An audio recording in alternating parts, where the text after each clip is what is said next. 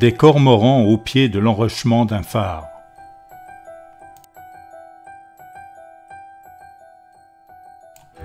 Une avancée sur la Manche sépare la baie de Saint-Brieuc à celle de Saint-Malo.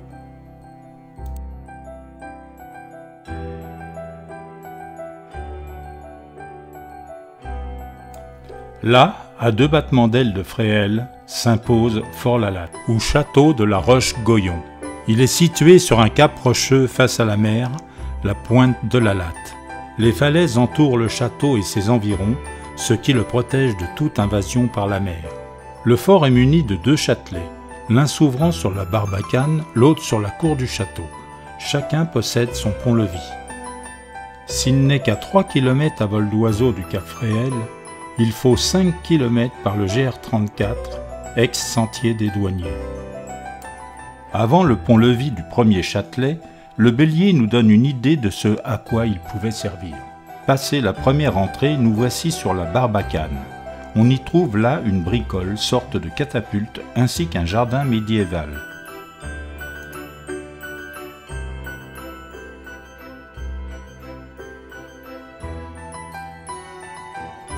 La Barbacane est séparée du château par un gouffre de plusieurs mètres. Un deuxième pont-levis permet de le franchir et d'entrer dans le château.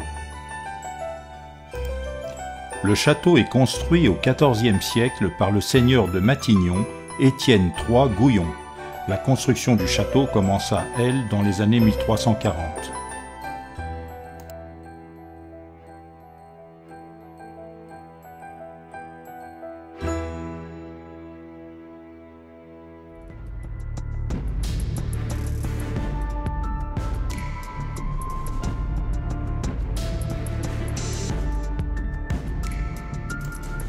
Passons-le ce deuxième pont-levis et entrons dans la cour du château. Ici, le système de blocage du pont-levis et bien sûr la herse bien visible. Les ponts-levis respectifs des 2 châtelets ne sont pas sur le même axe afin de gêner les manœuvres des béliers. La cour, entièrement remblayée au XVIIe siècle pour utiliser les canons, recouvre le sol médiéval originel qui se trouve jusqu'à 8 mètres de profondeur en dessous du sol actuel. Des fouilles archéologiques ont par ailleurs révélé une tour carrée qui servit probablement de tour de garde entièrement enfouie sous la terre. Ici, l'intérieur du logis du gouverneur.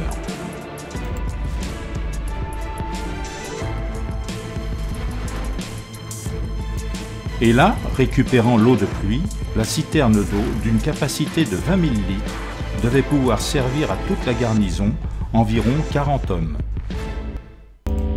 Voici maintenant la chapelle du château. Allons voir à l'intérieur.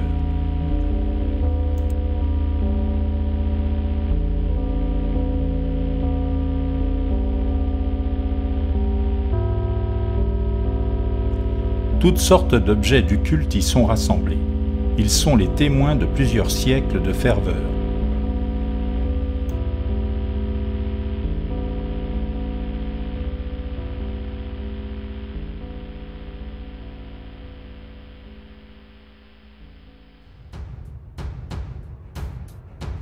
Au centre de la cour du château trône le donjon.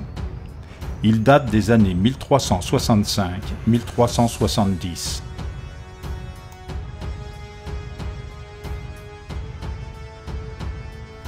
Contournons-le en accédant à la basse-cour.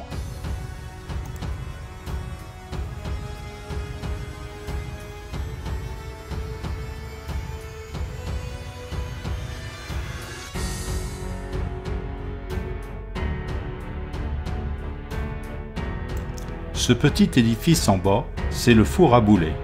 Il permettait de chauffer au rouge les boulets de canon avant de les tirer. Il fallait, pour que cela soit efficace, chauffer pendant 8 heures, ce qui laissait largement le temps aux ennemis de s'enfuir. Il nous est tout de même resté l'expression « tirer à boulet rouge ». Pour la mer, suivez la flèche.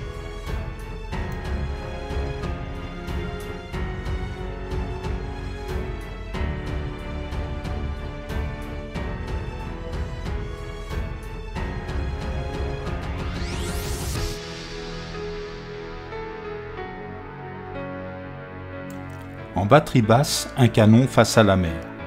Il pouvait envoyer un boulet toutes les 3 minutes jusqu'à 1 km sur l'assaillant. Il y eut 8 canons sous Louis XIV.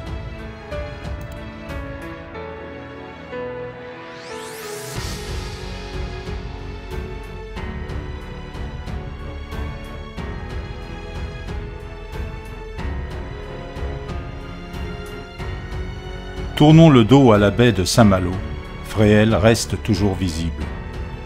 L'entrée du donjon révèle la présence d'un 3e pont-levis, aujourd'hui remplacé par un escalier.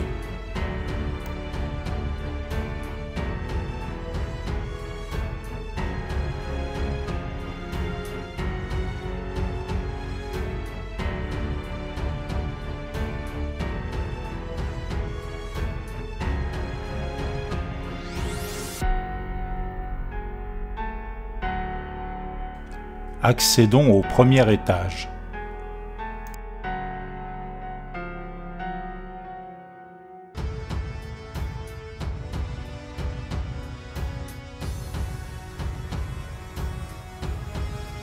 La latte a servi de décor à plusieurs films, entre autres Le Parfum de la Dame en Noir en 1931, Les Trois Mousquetaires en 1948, Chouan en 1987, etc.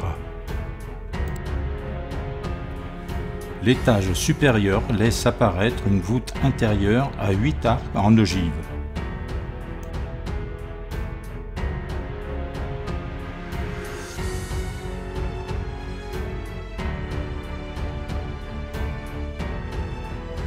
Une scène est reconstituée dans ce qui semble être une ancienne remise ou cellule.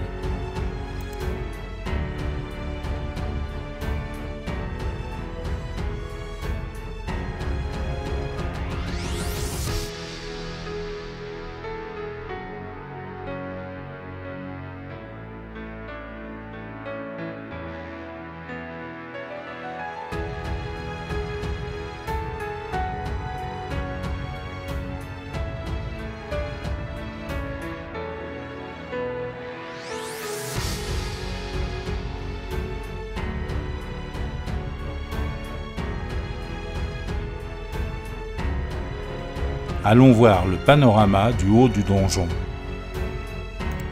Au loin, Fréhel et son phare. Vue sur la première entrée et la Barbacane.